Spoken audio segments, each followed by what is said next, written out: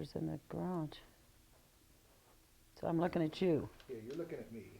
I can still get you there. All right, first just say, just like, my name is Pat Burnett. I was born, Well, should I go Patricia Ann Myers Burnett? yeah, and you can go now.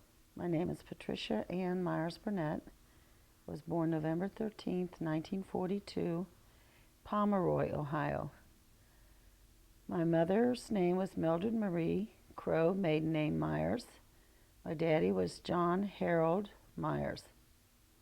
Daddy has 6 brothers and 3 sisters. My mother had 5 sisters. What? Do you know where your parents came from? Do you have any idea? Where they were born? Where the background from your family, not so much as where they were born. They were both born in Ohio, right? Yeah. Daddy was born in Bucyrus, Ohio. Lived on a farm all his life with his mother and father and brothers and sisters, but his father was killed when I was about 6, I think, by a drunk driver as he was coming home. Grandma, I don't know how long she lived till, though. Doggone it. As he was coming home from work? I'm not sure. He might have been in a bar, too. I don't know about that story. Mom was born, I guess, in Van Wert. I'm not really sure about that either. That's where she lived all her life till her and Daddy got married, and then they still lived in Van Wert for a while. Our first house that I can remember. How they met? What your dad used to do for a living? The first job I remember was he worked for, don't remember the name of it, in Van Wert. Mom was a waitress at Balliet's restaurant in downtown Van Wert, but I don't know how they met. I heard the story that she was a waitress or something. She was a waitress at Balliet's, that restaurant we stopped at when we went on that little trip, that reunion deal. Yeah, and I thought he was a traveling, so I thought Aunt Rose maybe said that or something. I don't know about that. Well, he was in the military, wasn't he? Yes, he was in the Army. Do you know anything about that? Well, I was about 4 when he got out of the Army, or 3 to 4, because I can remember him coming home in his uniform. We lived on, oh my gosh. I can see that as plain as day. Now I can't remember the first street. Our first house that I can remember was in Van Wert. Oh my gosh. Do you know what branch of the military he was in? Army. He was in the Army? Do you know what he did in the Army? He was, yeah, he worked in office because he said he learned how to type, and that kept him from going to actual war. He was over in Germany, but he did office work. Do you know what years that was he was over there? Well, I was born in 42, and I think I was either 3 or 4 when he came home. So it would have been during The Second World War, yeah. Oh, I can't remember that street. Doggone it. I don't know when him and Mom got married. How about, when were you born? November 13th, 1942. And where? It's called Pomeroy, Ohio. It's down by Gallipolis, Ohio. I always thought I was born in Gallipolis, but I think my baptismal certificate or something says Pomeroy. So until I get my own birth certificate, I'm not going to know. Then we moved to either Pomeroy and then to Van Wert. And then I lived in Van Wert all my child life. Till Daddy got transferred to California. Well, can you back up and tell me anything about Van Wert? Any stories? I Well, wanted to ask some stories about Aunt Rose, Aunt Sis, and Uncle Larry. But okay. you lived, what street you lived on? And Walnut Street. That was the first house I remember, was Walnut Street, yes. We lived there until we moved to South Avenue, but we were all little when we lived at Walnut Street. I used to walk to kindergarten, took piano lessons from the nuns. And then I took them from another lady, and then I got tired of all the practicing, so I wanted to quit. My mom said, "You will regret it," and I do. And Sis, Rose, and Larry lived there. One day, Rosie choked on a watermelon seed. My mom got hysterical. So Dad took her outside, hung her up by her feet, and smacked her on the back, and the watermelon seed popped right out. Which that was before the Heimlich maneuver. That's called the upside down. Yeah. Mom was not good in emergencies. One time she was there with her friend.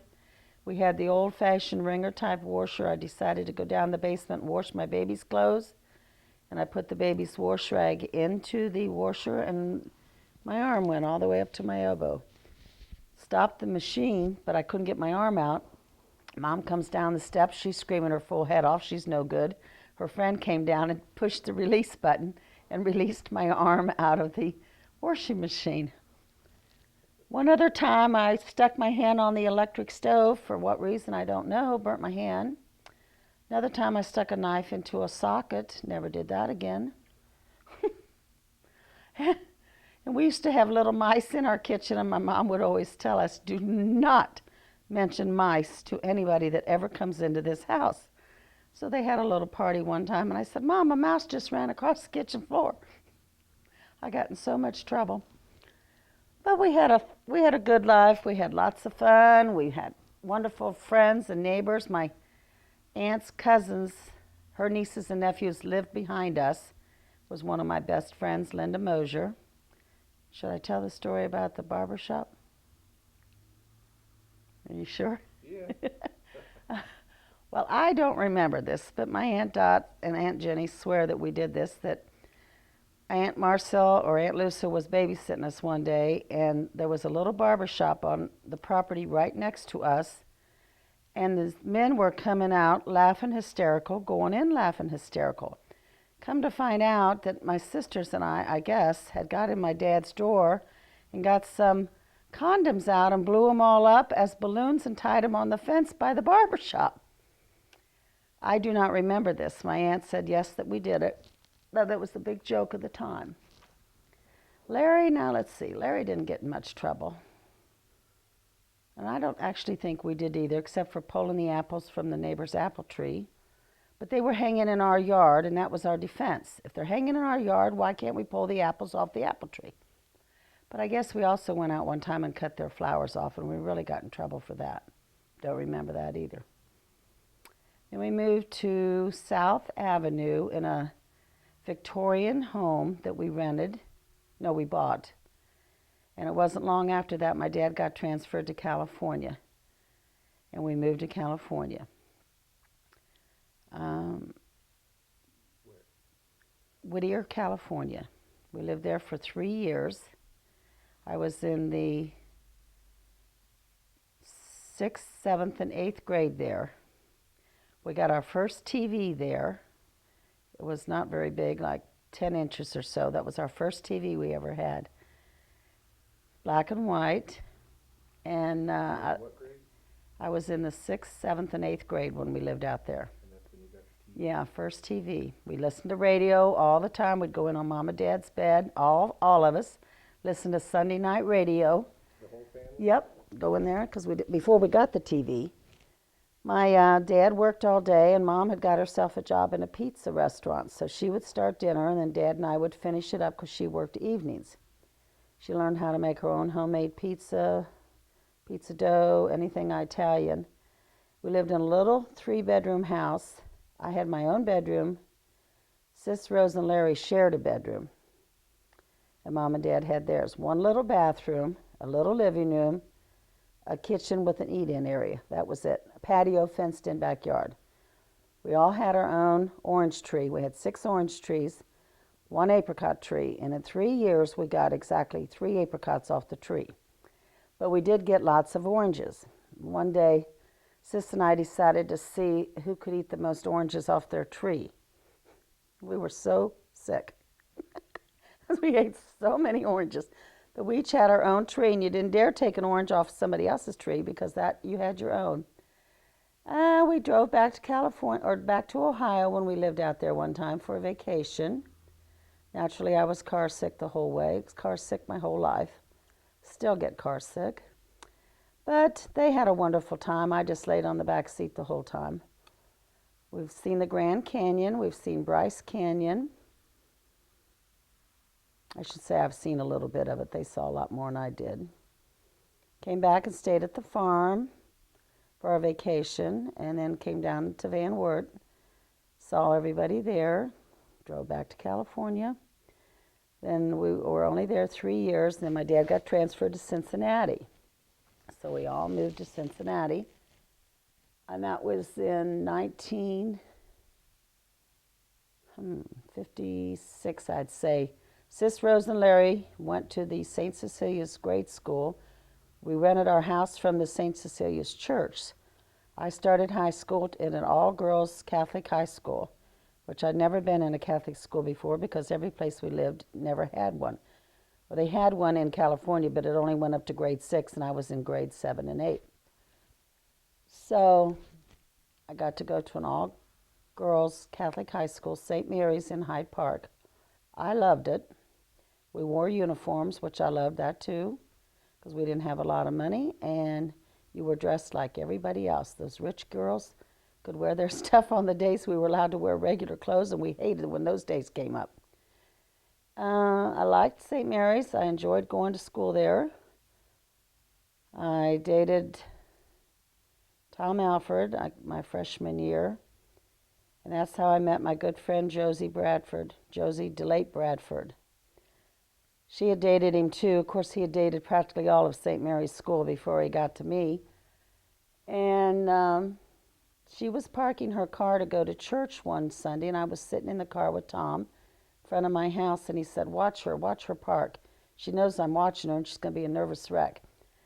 And she was. She could barely park. She got out of the car, and he said, come here, Josie. And he introduced us, and the next day we met each other in the library on accident, and we've become friends ever since then. And that's been since 1956. What else? Any other friends? In high school? Yeah, in high school. Yes, I have a lot of friends from high school. In fact, it's the same group that we still have a girls' club, and we meet once a month in each other's houses. We've been doing this for 36 years. Once a month. They do now have a day club, which I can't go to because I do babysitting and I can't ever get away to go. We still have our night club. It's Diana Siri, Beverly Meese, maiden name, Ruth Vornberger, Rita Ray, Connie Smith, Roberta Zimmerman, Carol Fugely, myself, and I hope I haven't forgotten anybody. Oh yeah, Jerry Baston was in her club. She's died. Oh my goodness. I can't think of the other one. I'm going to come back to club. Jeanette. She has died, so we've lost 2. We've had members come in and out that haven't actually gone to school with us, that have been our neighbors or our friend that have joined and have dropped out. But our original, we're still the same 10 that we've been for years and years and years. All right, I'm going to come back to club. Anybody between your freshman year meeting that guy and Dad, or anymore? Yeah, I met Dad in my senior year, I think. I met Bob in my senior year, I think it was. In fact, we used to go up to St. Mary's Lake in Salina for a family vacation once in a while. And his mother took him and his 2 brothers up there every summer. And that's where we actually met. And he was from Norwood and I was from Oakley. And then we started dating when we both got back from vacation. Aunt Jenny had rented a house there for a week. She'd come back from New York. The first time Bob's mother met me, I had my niece and my nephew with me, and I had my Aunt Jenny's little bathing suit top on, which made me look pregnant. I was skinny then.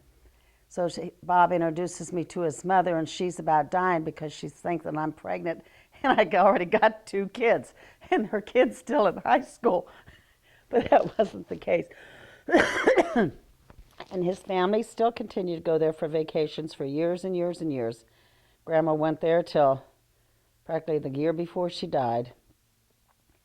That was her favorite place to go. And her boys were young, and she could go and have a good time there. She eventually bought a cottage up there, and we used to go when Bob and I were married, and the kids would go up there for vacations too. Bob and I got married June 23rd, 1962. And we were divorced in December of 1980. The date I don't remember. We had 4 children, 4 sons. Robert Gregory, who is called Greg because Grandma called Bob Porky from the day he was born and never ever called him Bob, and I didn't want Greg to be called Porky Jr. So I said, we'll name him Robert because that's what his dad wanted, but we're going to call him Greg. So that went on. Then there was Todd was born. Greg was born April 25th, 1963. Todd was born June 24th, 1965. Christopher John was born November 22nd, 1966. And Michael Edwin Raymond, after Granddad, and Edwin after his godfather, was born October 27th, 1973. Can you tell me any stories about, like, Greg when he was young? Or any stories pop out? I want a little bit about each kid. Oh, gosh. And if you can't think about me, if you got a story about somebody else, well, at the time Greg was born, my mom and dad still lived in Oakley, and Aunt Sis still lived at home, and Aunt Rose still lived at home, and Uncle Larry still lived at home. So Greg was sort of Aunt Sis's pet, and she would always be with him all the time. And when we moved into our first house, she moved in with us also. And it wasn't but a few weeks after we had moved in, I was pregnant with Todd. And I got up in the middle of the early morning to go to the bathroom, and Bob had worked second shift and had left the back door open to the kitchen. And I saw all this sunlight come in, and I thought, why is so much sun coming in the kitchen? And I went out there and closed the door, went in Greg's room to check on him, and he was gone. So I woke Bob up real quick. I hollered upstairs to Aunt Sis to see if he was up there with her, because he would go up there a lot with her. She said no, so she got dressed, came down, so we went outside. I just knew he was gone, and I was never going to see him again, and I'm knowing the next door neighbor's steps just bawling my eyes out, and they're out there looking too, Jim and Bee Barnes. We're all looking all over the neighborhood, and finally Jim found him on the next street behind us, which was a cul-de-sac. He was back there playing with all the neighbor kids. He didn't know the neighbor kids. They didn't know him, so they didn't know he was lost or anything. So we finally got him back, and I just yelled and screamed at his dad so much, don't you ever come in again and leave that door open. How old was he? You were, let's see, I was pregnant with Todd. So, and I was pretty far pregnant with Todd. It was the early spring, I think. So you were probably 2. But we had just moved there, so the people behind us didn't know you or know him. Yes, you had to go out. We figured you had to go out the back kitchen door, through our fenced-in backyard to the gate, and walk all the way around to the front, because we were on a corner lot, and then went through maybe B and Jim's yard, and went back there because Lois and those people back there had kids, and they were out there playing. So we don't know how long you were gone or anything, but that scared the heck out of us. Todd was very studious, enjoyed going to school, loved school. And we had a stinky neighbor next door to us named Betty. And Todd couldn't talk too plain, but he was out pulling his little wagon one day, and it had water in it, and it spilled in Betty's yard. She came out screaming her head off at Todd because he spilled water in her yard. And he turned around to her and he said, Betty, You ain't nothing but a quabby old lady. And my neighbor across the street, Pat Listerman, called me to tell me the story because she was standing at the door listening to it. She says, you ain't going to believe what Betty did. So we're both laughing. Well, she was a complainer. I had an apple tree in the backyard and they would fall in her yard. She called me up and complained that the apples were falling in her yard again. I said, Betty, go out and pick them up and make yourself an apple pie. Make something out of those apples that fall in your yard. She didn't like the way our trash cans smelled because they were in the driveway to the back, but she could smell it in her house. I said, Betty, where you want me to put them? That's the only place I can put them, out by the driveway. She was a mass complainer, so we didn't get along too good, but that's okay. Bee, Barnes, and Jim, that lived on the other side of us, took in foster children plus their own children, and we were good friends with them. Chris, Where was that street at? that was on Madeline Circle In what town? in Brentwood, it was called. That was not even that was our first house. We lived in we lived in Pleasant Ridge in our first apartment. Then we moved to Oakley, just around the corner from my mom and dad, in the second apartment because it had 2 bedrooms. Then that was our first house on Madeline Circle. And from there you moved. Then we moved to Meredith Court in Mount Healthy. It was a townhouse. And then we bought our house on Folkestone in Forest Park. I'll come back to that. Okay. Chris. Let's see. Christopher wanted to be outside all the time, just like my dad was an outside guy. And might be the only child out playing in the wintertime when everybody else was in the house. But he's all bungled up in his boots and his gloves and his hat, and he's out there playing in the snow by himself. He didn't care. He was a good little kid. Didn't have much trouble with him except being pregnant with him. I had what was called gallbladder problems at the time, and they couldn't do anything about it because I was pregnant. So I suffered for 9 months because Bob worked second shift. I had Greg and Todd at home there, and I'd get them in bed, and I'd just go to bed and cry and cry and cry because I was in so much pain. So finally, I was so glad that he was born, and then 6 weeks later, I had my gallbladder out. So that was the double whammy. But poor Bee, she took care of one of the kids, and Sandy Bauer took one of the kids, and my girlfriend Diana took one of the kids, and I went and had my gallbladder out. I think Bee had Chris. You went to Sandy Bowers, and Diana had Todd. Todd was good for Diana the first time he went there when I had Chris. Second time, he wasn't too thrilled about it. It was too close to the first time being gone. You didn't care because you was down with Sandy with all her kids. And this same Sandy used to be in our club. She was was my neighbor, and I brought her to club a lot of times. She and Bob eventually had 13 children together, and they've divorced since then, and now Connie in our club is married to Bob. And Connie has 4 children, and Bob has 13. I've lost count of their grandchildren. It's like in the 50s. And I don't know if there's any great-grandchildren yet or not. There could be. But they get along very good, and they're very happy. Sandy's not married anymore. She was married to somebody else, been divorced from him. But I see her every once in a while. She's no longer in club. All right. Oh, I forgot Michael. Michael was born when we lived over in Forest Park on Folkestone. He was, 8 years difference between you two? 8 years difference between the oldest and the youngest. He was sort of a surprise baby. But Greg really liked him, really played with him all the time, and really took good care of him and stuff. He was a real good baby also. He was sort of spoiled because he was the 4th one and the last one. Daddy's turned out okay. Any other stories come to mind? I know you said you fell out of bed when you were having me. You didn't talk about that, did you? What? You fell out of bed when you were having me? Oh, do you want to hear that? So I just want to hear something. Yeah, well, my girlfriend Pat Weichel and I, Pat McCullough, were both pregnant at the same time, both went to the same OB doctor, both had our babies the same day. The only problem was I went into labor before she did, and I got to the hospital before she did. But in those days they didn't give you any water to drink, and there was a bathroom in my room, and I knew there was water in there, and I wanted something to drink.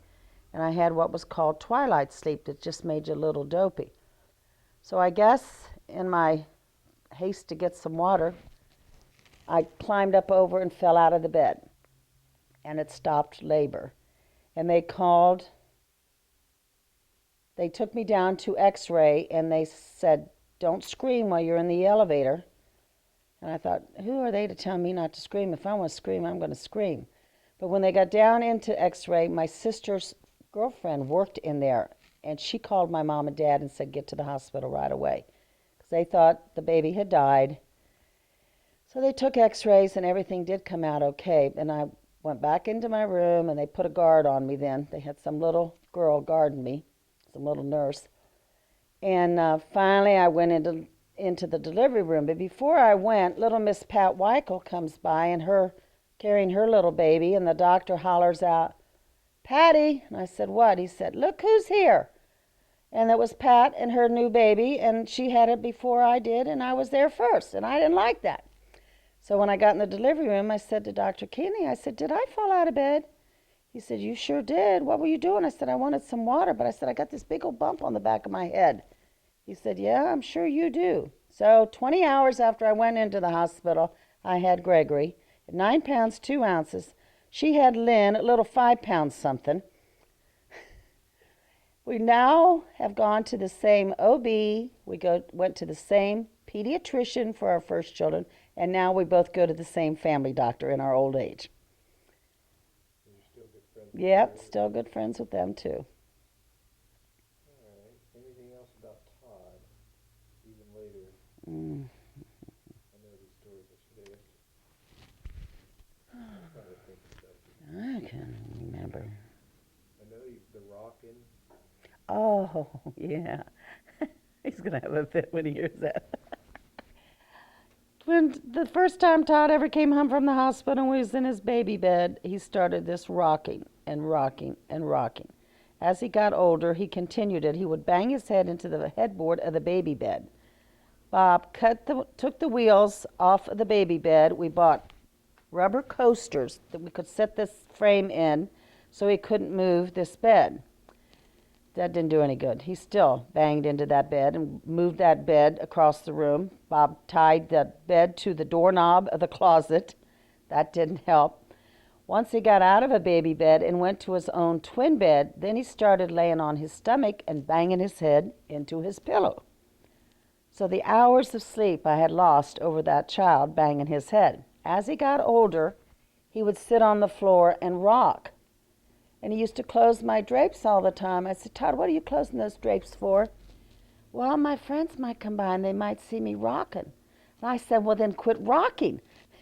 And Bob and I would make him sit back, because if he'd sit on the floor in front of us when we're trying to watch television, all we see is this kid rocking back and forth and driving us crazy. To this day, he still likes to rock. Not necessarily like that, but he's got to have a rocking chair. Oh, God, the hours of sleep we lost. Jeez, do you remember him banging? Yeah, I remember all the time. Jeez. Well, one time I did have Greg sitting on the potty chair in his bedroom trying to get him potty trained. And I had a little bar that went across. Somehow he got that bar off, pooped in his potty chair, and decided to smear that poop all over. That was a disaster. One time, one of them, I don't remember who it is, got Vaseline out and spread it all over their hardwood floors, and then they dumped baby powder all over that. So I did get that cleaned up. One time, Christopher did go down the basement, spilled fabric softener all over the floor and the detergent. As I'm trying to get the detergent cleaned up, I'm slipping all over the place trying to get the fabric softener cleaned up. That was the only thing I remember him doing bad like that. Michael, I don't remember. Well, what about your grandkids? And you can start at Nick and just. Nick? Yeah. He's not the oldest. Oh, Kyle is. Yeah, I have 10 grandchildren now. Kyle is 16. He's Todd's son. Dylan is 12. He's Todd's son, and Danny is 7. Danielle is their daughter. Greg has 3. Zachary is You don't have to say how old, 'cause 8. 8. Olivia is 6. And Lauren is 4. Christopher has Austin, who is 4, and Nick, who is 12. Michael has Noah, who is 4, and Emma, who is 7 months. So I have 10 altogether. And your first one was Kyle, and do you have any stories or anything? Todd and Diane lived with us when Kyle was born, so he was living with us for about 2 years, I believe. No, I don't, really. I have stories on each of the grandchildren. Yeah, I don't know if anything Should I mention Sydney? strikes out. No, that's All right. all right. You probably don't have any story. Just things that you've been babysitting. Tell me Oh. the first time you babysitted, and then maybe come up to now if you have any babysitting stories. Oh, Lord. I started babysitting when we moved to Mount Healthy and the townhouse. A friend of my friend needed a babysitter, and I started with her child, Pam and Wendy Featherkyle. And from then on, I've been doing it for 32 years, and I've had over 300 children that I've watched. 10 are my grandchildren, and all the rest are kids that I have watched over these years. I'm still doing it. I always said I'd do it till I was old and gray, but as you can see, I've got the gray. Zach said to me one day, Grandma, what is that white stuff in your hair? And I said, oh, that's gray stuff from all you kids. He said, oh. Karen. Yeah, Karen's children I had, no, they weren't the first. Karen's children I got, maybe they were the 4th and 5th children I've had. She was a single mother at the time with Jimmy and Carrie, and I watched her children for years and years, and then she is now one of my best friends. Her children are 35 and 34, I believe now, 36 and 34. I still see her daughter. Her son's out in Arizona. I don't see him. But Karen is remarried to John Willinger, and they're one of my best friends. They live in Dayton. They come down all the time, and we play cards with Pat and Jim Weichel. And they stay overnight in my guest room, which is called the Willinger Suite, because they're the only ones that have stayed in it. The children I've watched, let's see. You've watched over 300? Mm-hmm. Yeah. I wish I'd have kept an album of them. I just can't believe I never did that. That would have been so wonderful. And now you're even watching the child of a child. Oh, now I'm watching children of children that I've watched. I said, now when they start bringing their grandkids, I think it's time to retire. But I might not be able to. Yeah. And you still get letters and Christmas cards from Yeah, and pictures. I get Christmas cards and pictures from them throughout the year. Mostly just at Christmas do I get the pictures and the cards. But I still stay in contact with some of the other parents, like Karen Tugrol, her daughters Saraya and Sean Ezzy. Her daughter Saraya is going to be 21 next month, which I can't believe. That was Greg's girlfriend. Greg was her boyfriend, is what it was. She asked her daddy at one time if Greg could be her boyfriend, and he said yeah. And I watched him a lot in the evening, and Greg was really partial to Saraya. She's still single, so. And you've helped them out too along the way, I remember. Like when Watching them in the evening when their parents had to work, yeah. if they didn't have the money to pay Yeah, like Karen had a hard time when she first started, but she's done wonderfully well. And yeah, because I couldn't make a lot of money and they couldn't afford a lot of money, so we actually helped each other out. They couldn't afford daycare at daycare centers and stuff. And so it helped me out. I was able, once I was divorced, to still babysit and stay home with my children and still have an income. So it worked out for all of us in the long run. any stories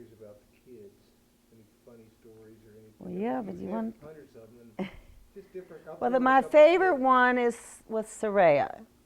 She and Amber, who I used to watch, were sitting on the front porch playing with their Barbie dolls, and I was in the other room reading the paper, but I could see them because the screen door was open. And Amber says, "Oh, Miss Pat, Soraya said a bad word." And I said, "Soraya, did you say a bad word?" She said, "No, I didn't." I said, "Soraya, did you say a bad word?" She said, "Yes." And I said, "What did you say?" She said, "Oh, I said damn." She said, "But I said two bad words because I said damn it."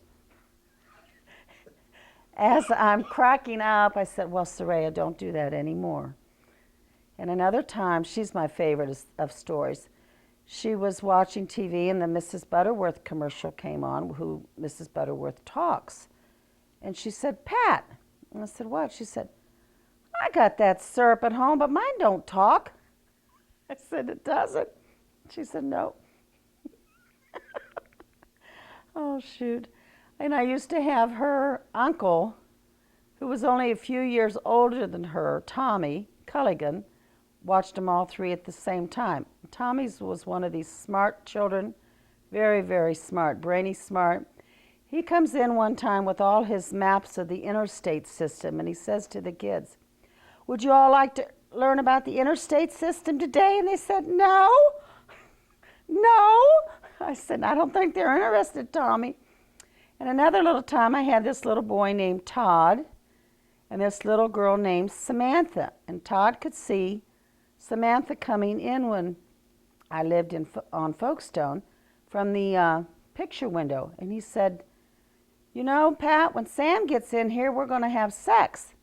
And I said, he was 3 years old. I said, "Not today, Todd. You can't do it on Wednesday." And he said, "Okay," went and played. Never heard another word out of him at all. Samantha was not a child that everybody liked when she first came because she had never been with other children. She was 4 years old, did not know how to share, did not know how to play. And so the first day she was there, she decided she was going to take something away from somebody who had something. So naturally they came up and told me right away, "Sam took my toy." I said, "Sam, did you take that?" She said, "Yes."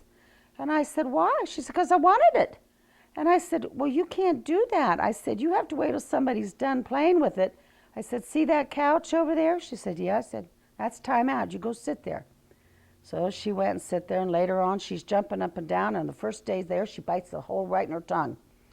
And I said, "Oh no, Sam, what a mess that was." I just put ice on it, but I had to tell her mom as soon as she got there. The first day there she had bit her tongue, but it was her own fault. I didn't do anything. Nobody else did anything. So it took me a week to get Sam to realize that she had to share toys and she couldn't just take something away from somebody. Well, the kids didn't much care for her because they didn't like that she'd always take their toys away from her. "Well, I don't like Sam. I don't like Sam at all." And I said, "You have to like Sam. You don't have to love her, but you have to like her." I said, "I like her." Well, one day she was outside doing something and she said a bad word, and I said, "Well, Sam, you sit down there on the step for timeout." And about 15 minutes later, I hear this little voice, "Miss Pat." I said, "Yes, Sam." She said, "Can I get up yet?" I said, "Oh, yeah, your 5 minutes is up." It was 15 minutes later. I'd forgot all about her. But she was a cute little kid, but she didn't realize, and it wasn't her fault. But it took her a good week. But I've had a lot of cute kids. I can't say there's been any that I didn't like. Some were cuter than other ones, but they were all good, adorable. 300. Yeah, over 300. I've lost count. I used to have a record. Yeah. About like 100. Yeah. Oh, gosh, I passed that mark a long time ago. Yeah. But I just wish I'd have kept an album. Oh, I know. I could remember almost all of them, but I don't know that I could now, but I did at one time. I'll put in pictures that I do have. Yeah. Of Was some of your kids. Yeah. Well, oh, my, the ones that you've taken. In fact, it's way past time for another I know. picture. Yeah. You got to do that. Gotta have a digital. Yeah. Someday when I have a house full. Well, any memories around Folkestone? The house, neighbors, anything that... Well, Lucy and Steve moved there when Melissa was 2 years old. This is the Scarretts. They moved here from Schenectady, New York. And Melissa was 2 years old at the time. And they had moved into the house that the Dortons had lived in, which were good friends of my kids. And Ricky next door, Ricky Christopher, they were all friends together. And I've still stayed friends with Lucy and Steve. They've moved to Warsaw, Indiana now. Their daughter, Melissa, who was 2, is now a mother, lives in Florida with her husband and little girl. And they have another daughter, Chrissy, and another daughter, Sina. I haven't seen them in a long time, but we keep in contact with each other. The Vanoys still live there. They lived across the street from me. And Marie and Jack, what's their last name? Marie and Jack Scaff live next door to me. They're still there. Jack has Alzheimer's right now, and Marie is not in the best of health. But every year, the Vanoy's daughter, what's her name? Gina comes over with cookies. We exchange cookies every year. She stopped over again this year, and she said her grandpa's not doing real good, but he's still hanging in there. What else? Folks, I got a couple. I want to get into Sis and us building this house. I want to get into the cookie story, where that came from, how you started. You can tell me that now. I'll get to the house. this cookies. Your mom always. Mom always made homemade cookies every year. For as long as I can remember, she'd make 1,000 to 1,500 cookies every year. And I started doing that when I got married. Although I don't know if I started right away. But I've made cookies for years and years and years also, and I make over 1,000 cookies a year now too. Pass them out to friends, family, neighbors, grandkids, all the kids I watch, the families of the kids I watch, old neighbors, Karen and John, Pat and Jim, Diane and John, Diane and John's kids. When do you start? I start usually the day after Thanksgiving. I take that Friday off. This year I started at the beginning of November. I got all my 6 batches of fudge done then. I freeze it all. I ran out of room with my freezer, so Chris and Gina took it over and put it in their freezer for me because I ran out of room. Greg and Todd said, well, how do you know that they're not going to get in it, Mom, and eat them all? I said, they're not going to. I've got them all wrapped up, taped up, bagged up, and they didn't. My girlfriend Josie and her friend Rosie and Bonnie came out this year, and we made 7 trays of baklava, but we make the Lebanese version, which is called betlewe. We don't use the, oh, for God's sakes. We don't use the honey. We use the cooked down sugar water. And while we were doing that, we also made 7 batches of candy that day. This has become a yearly ritual, and I enjoy doing it. It's a whole day activity, but we have fun. About the house here? Yeah. Start with the house. Todd came up with the idea about why don't we try to sell your house and build you a house. And yeah, the boys decided that I should get out of Forest Park while the getting out was good. They had an extra lot over here on Mack Road. They had built 2 houses over here. Greg lives in one, and they had sold the first one, decided that Mom would move over here, and I said, no, I'm never going to move. They said, yes, you are. So we got plans together, and I decided I was going to sell my house, and they built me a beautiful house that I live in now, and I ain't never moving out of. your sister helped us. Yeah, my sister, Sandra, helped design the kids' bathroom and other parts of the kitchen and other parts of the house. She paid for my kids' bathroom for me. The kids that I watch have a room of their own. They have their own bathroom. They have their own door to go outside. They don't have to track through the rest of my house all the time. I have a special door in by my garage that they come in that way, the parents do, come through the laundry room, through the kitchen, back to the kids' room. Works out wonderfully well. I love my house. I would never move, even though Greg thinks I'm going to someday. I'm not going to. I like living next door to Greg and Lisa and their 3 kids. I think they like it as much as I do. They keep talking about moving. I don't like the thought of that at all, but we'll see. Todd and Greg are both home builders now. They're going to start their 7th house soon. They built the one Greg lives in. They've built 2 out in Ross. They built 1 in Hamilton, and they built 3 on Mack Road here. Christopher works for a meat packing company in Springdale, and Michael works on the Argosy casino boat, and somewhat part-time at Jungle Gyms. My sister Sis and her husband Bob live in Carson City, Nevada, and they've just bought a new winter home in Palm Springs, California. Haven't seen either one yet. My sister Rose and her husband Edwin live in La Habra. Ed worked for Disneyland for years and years and years. He's retired now. Their son Johnny, their only son, is getting married this July, so we're all planning on going out for the wedding. My brother Larry lives in Fresno, California. He owns 2 Subways. He sold one. He's trying to sell the other one. He's divorced from his wife, Hanya. He has 2 children, Eric, who's in the service, and Hanya Michelle.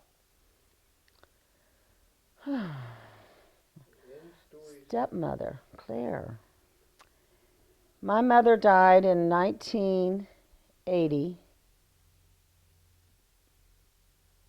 and my dad married Claire in 1981, and he died in 1989. Claire is still alive. She's left California and moved back to Cincinnati, and I see her every once in a while. And her family lives back here. It's the reason she decided to move back home, move back to Ohio. Did I tell about the family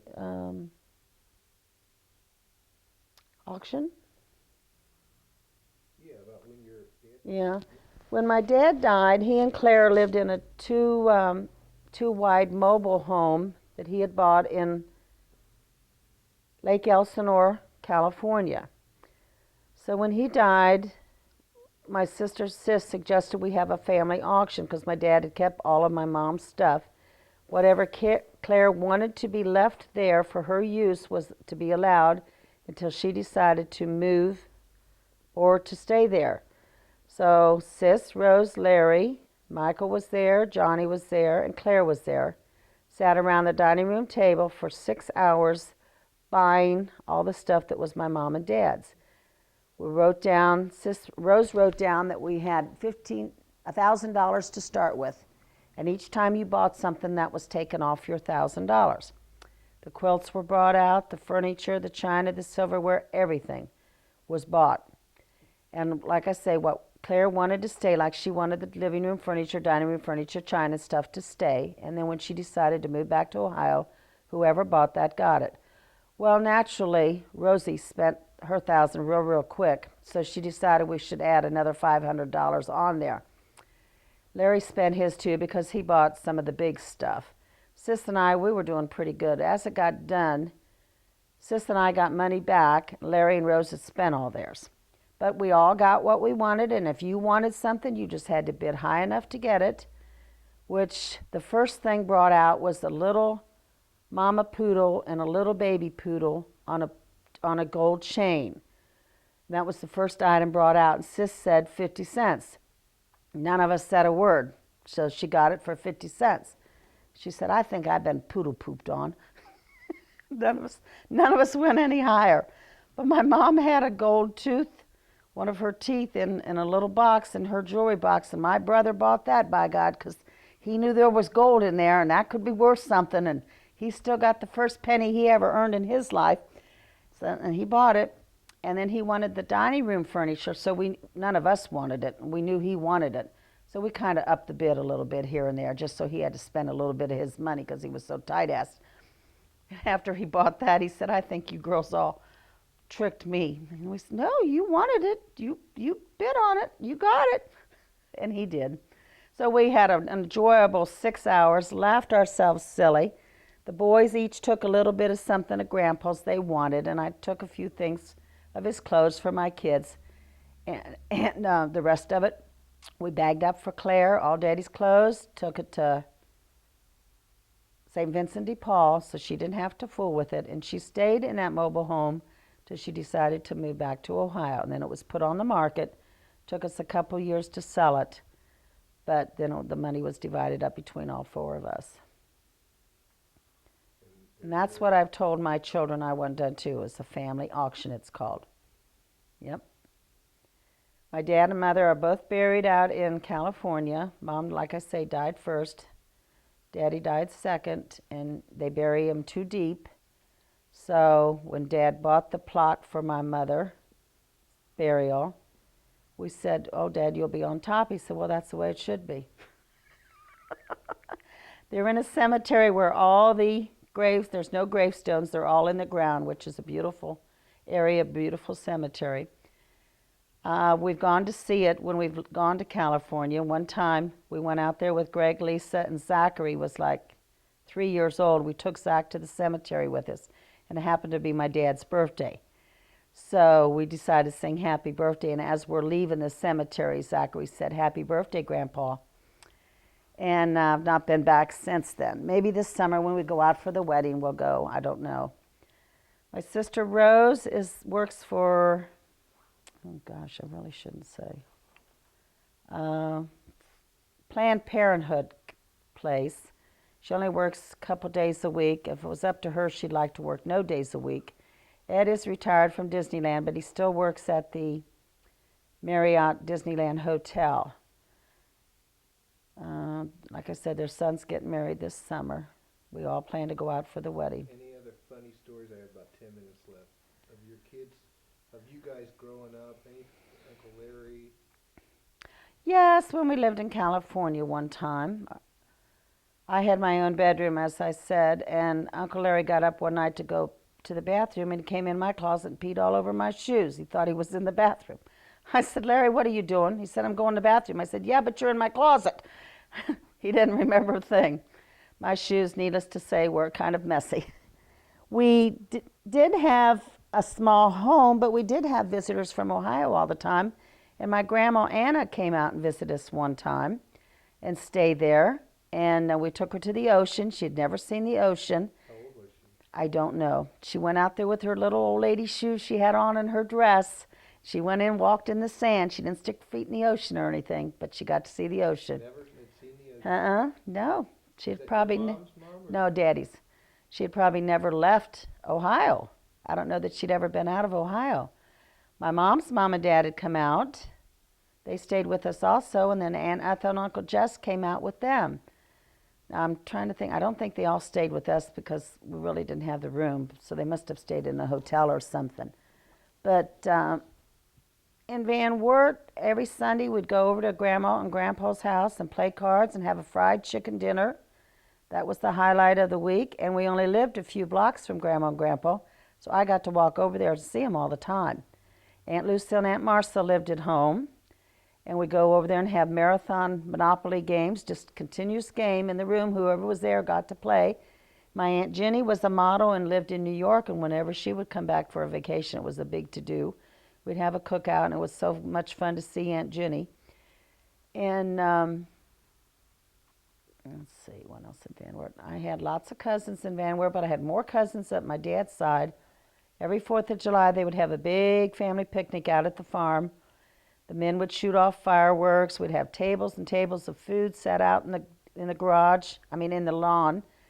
And there was only one bathroom at that farm. We had to use the outhouse for many, many years because I have 37 grandchildren, or 37 first cousins.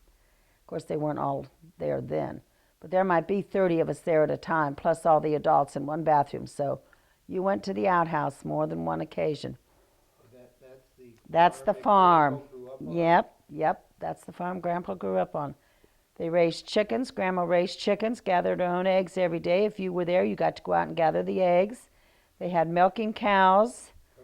They had baby chickens. They had a baby chicken room or building.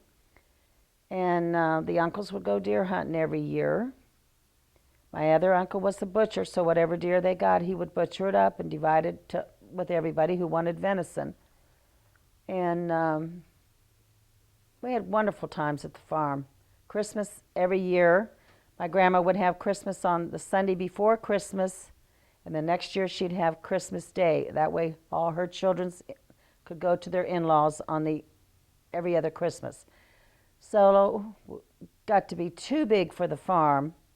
They would rent a hall at the church, and we'd have Christmas there later on.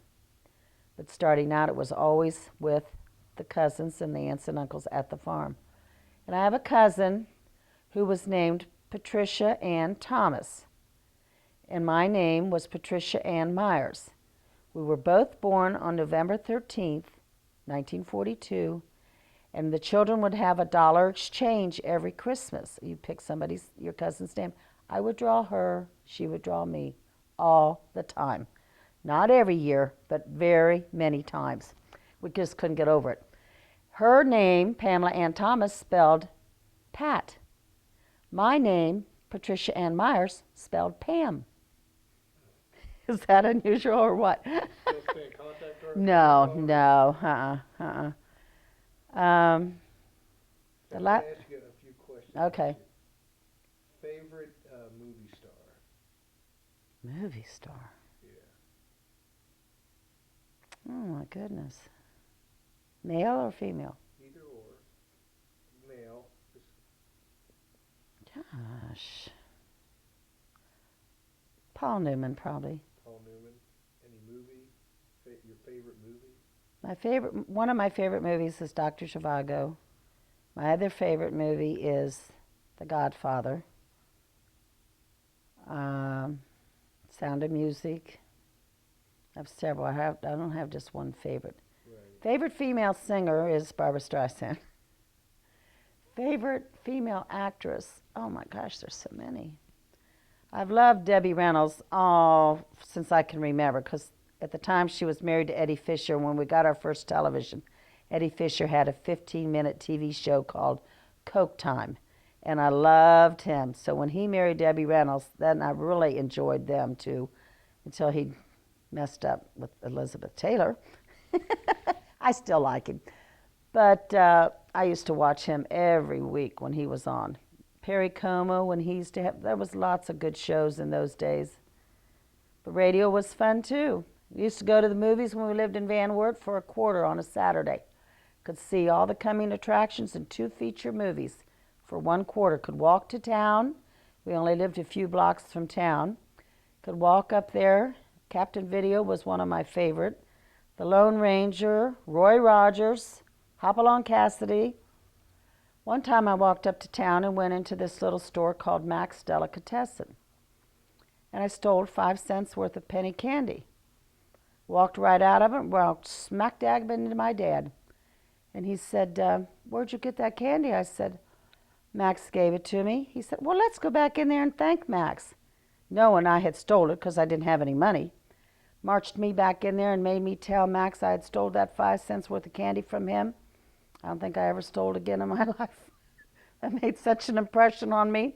But we could get 2 pieces of candy for a penny, or we could get some candy that was penny candy. And that was a big treat. If you got a nickel for your allowance, you got 5 pieces of penny candy. But I didn't like walking smack dab into my dad. Oh, that was terrible. Go ahead. Your allowance was 5 cents? I think we did, yeah. I think when I first started getting allowance, it was 5 cents. It went up. What did other things cost back then? Oh my gosh. A car? Do you remember what houses, anything like that? No.